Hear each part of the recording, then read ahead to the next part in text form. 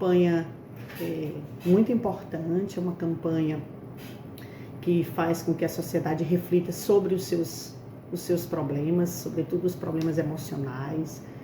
E quando uma campanha como essa toma fôlego dentro da escola, dentro da universidade, ela traz também essa pegada pedagógica, acadêmica, né? Que a formação não é só o conjunto de conteúdos educacionais, cognitivos, mas é muito mais do que isso, né? A formação da pessoa, do cidadão, da cidadã. Tem uma legislação, que é a Lei 13.819 de 2019, que fala da importância das escolas também trazerem esse tema. Então, pela legislação que nós temos hoje no Brasil, uma lei aprovada pelo Congresso Nacional, as escolas também são agentes de conscientização e de prevenção à prática de automutilação e de suicídio. Então, a importância é que você abre um espaço científico, técnico, acolhedor, afetivo, em que a escola possa discutir isso de uma maneira democrática, de uma maneira inclusiva, escutando os estudantes. E também as escolas têm que falar sobre o Setembro Amarelo em todas as idades, não só, por exemplo, aqui no Instituto Federal, que a gente trabalha com ensino médio, ensino básico, tecnológico e superior, mas também as universidades, que o foco é o ensino superior, e também o ensino básico, no ensino fundamental também, ou seja, a escola principalmente é um ambiente que é importante a gente falar sobre isso.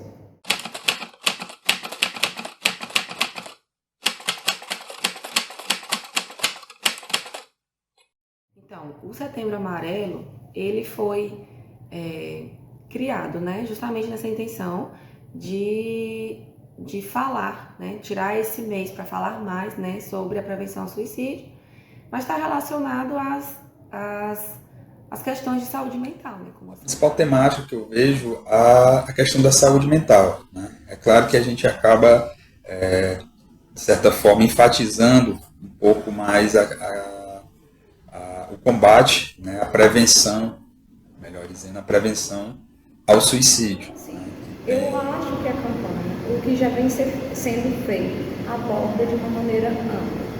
Agora, é preciso que quem se propõe a fazer alguma coisa sobre a questão do Setembro Amarelo entenda sobre o que é o Setembro Amarelo.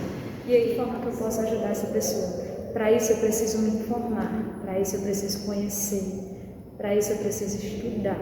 Então, a campanha do Setembro Amarelo, ela, na minha opinião, deveria aprofundar os conceitos de quem se propõe a trabalhar no Setembro Amarelo.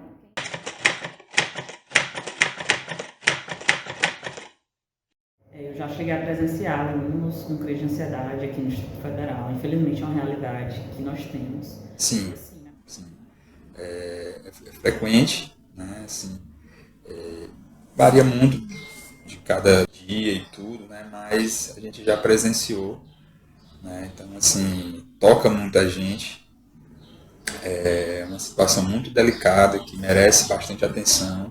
Assim, sempre teve, mas até eu acho que de 2018 a gente ainda tinha psicólogo, em 2019 a gente estava sem psicólogo, né, que foi quando ele se afastou, e tinha uma turma em específico que tinha muitas alunas que quase todos os dias elas tinham crise, né, de ansiedade, passavam mal, e aí foi bem difícil, aí veio a pandemia. E assim, na minha percepção como professor, aumentou muito com a pandemia.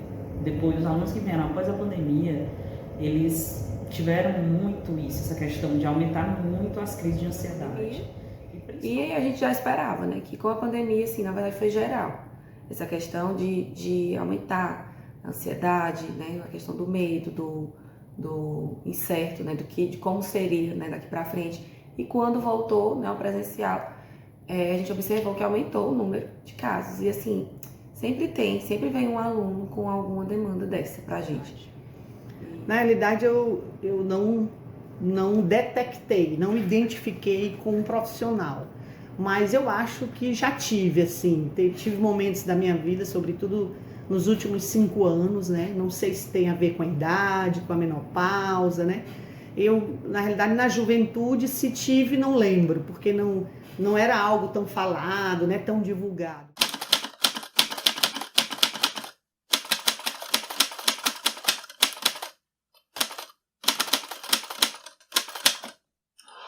Sinceramente, vou ser sincero, eu acho que a gente não tem capacidade para atuar numa urgência. Tanto eu falo por mim, né? Eu acho que eu não tenho capacidade para atuar numa urgência. Por isso Não acho, a grande maioria não tem nenhum preparo emocional para isso, né? Eu acho que nós não estamos preparados. Sala de aula. Capacidade todo mundo tem, né? Talvez ele não tenha conhecimento técnico, né? O que fazer e como fazer, mas capacidade. A instituição ainda precisa pensar em mais possibilidades de formações para que nós saibamos lidar com essas questões. Obviamente que nós não somos profissionais da área. Nós não somos nem psicólogos, né, nem médicos, mas como a gente está lidando com essa realidade, que é uma realidade que está presente no nosso cotidiano, eu acho que a gente precisa ter formações que possam nos habilitar a minimamente saber lidar com essas situações, caso estejamos diretamente com o aluno vivenciando ou uma crise de ansiedade ou uma crise de pânico. Né? Eu acho que ninguém está preparado para dar o suporte técnico, né, para um aluno ou para um colega de trabalho numa crise de ansiedade. O máximo que a gente consegue fazer enquanto leigo, né, é acolher, né, dar um copo d'água, né, pedir a pessoa para procurar a nossa área de atendimento ao aluno. Por isso que é importante a gente ter os outros profissionais que vão auxiliar, como por exemplo psicólogo, médico, enfermeiro, e eu tenho que encaminhar essa pessoa para um atendimento de urgência, no caso, né, quando tiver uma crise de ansiedade.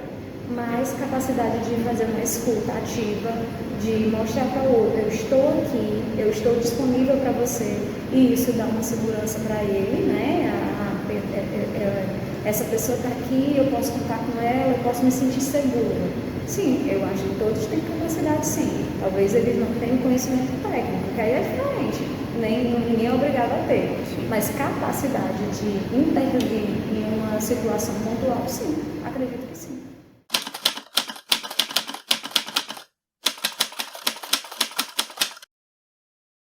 Assim, o IFMA, né, em geral, tem um plano de prevenção ao suicídio, né, que ele é institucionalizado.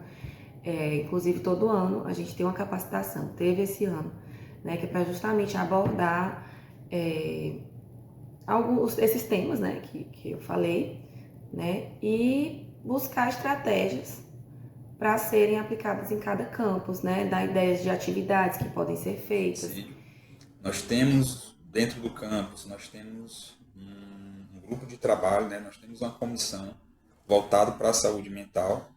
Infelizmente, hoje, a gente não conta com um profissional, com um psicólogo, né, infelizmente. Mas, dentro do possível, a gente procura fazer parcerias, né, a gente procura colaboradores que possam estar desenvolvendo alguma atividade. Eu acredito que por conta da falta de servidores suficientes, né, principalmente da CAI, a gente fica um pouco limitado para desenvolver essas atividades, né? A gente tenta fazer dentro do que a gente pode, mas é um assunto que tem que ser falado durante o ano todo. Porque não é só em setembro que acontece suicídio, não é só em setembro que as pessoas têm depressão, que tem ansiedade, que tem transtorno de pânico, né? Então é durante o ano todo.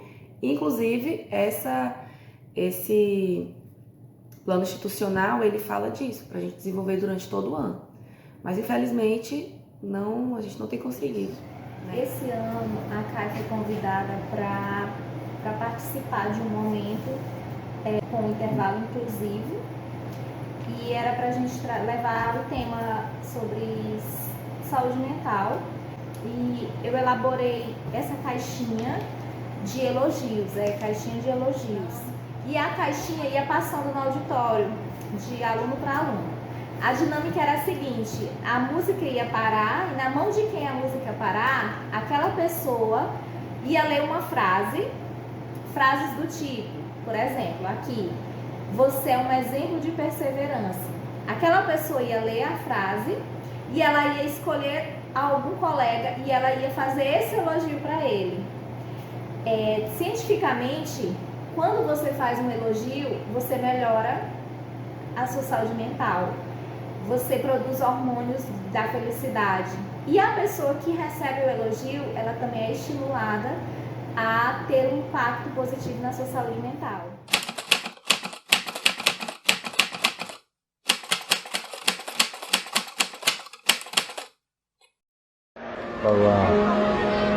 So how's the week been?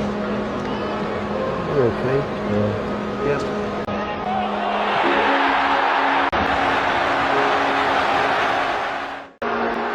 Well, I hope things are better outside. It's not boring.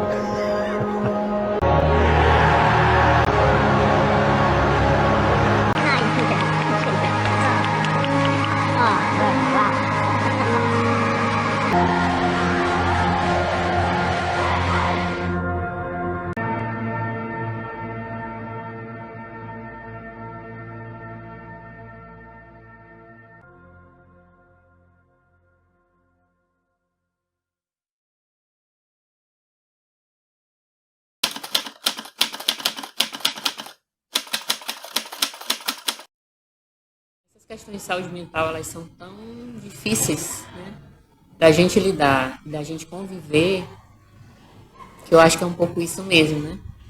Às vezes os sinais, eles são aparentes, mas nem sempre eles são aparentes, né? Muitas vezes as pessoas, elas dão sinais, né, de que precisam de ajuda. Muitas vezes elas dão sinais que estão um pouco deprimida, mas às vezes não.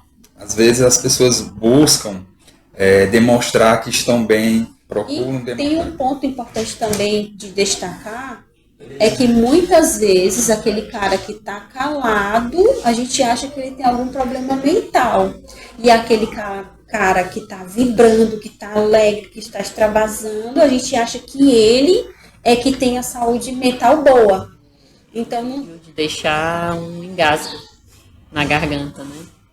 Da gente sem saber mesmo, né? Eu diria que quem era a pessoa que estava enfrentando o problema era o que estava mais retraído, né? E o que parecia mais feliz foi o que acabou tirando a própria vida. a gente não pode estereotipar a pessoa que possivelmente tem saúde, que tem problema de saúde mental. Porque a gente pega, olha para o fundo da sala e vê assim, nossa, aquele menino é muito calado, ou aquela menina não fala nada, deve ter algum problema aí. Ou então, por outro lado, a gente vê aquele aluno, nossa, aquele que está rindo, está brincando, está torcendo, está tudo bem com ele.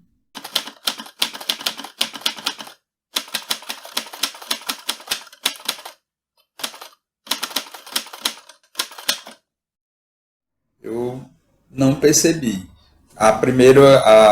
Como você falou, a priori você vê o vídeo, você imagina que o da esquerda, como estava mais triste, mostrando a aparência ansiosa, né, roendo a unha ali, não se alegrava, não vibrava tanto, né?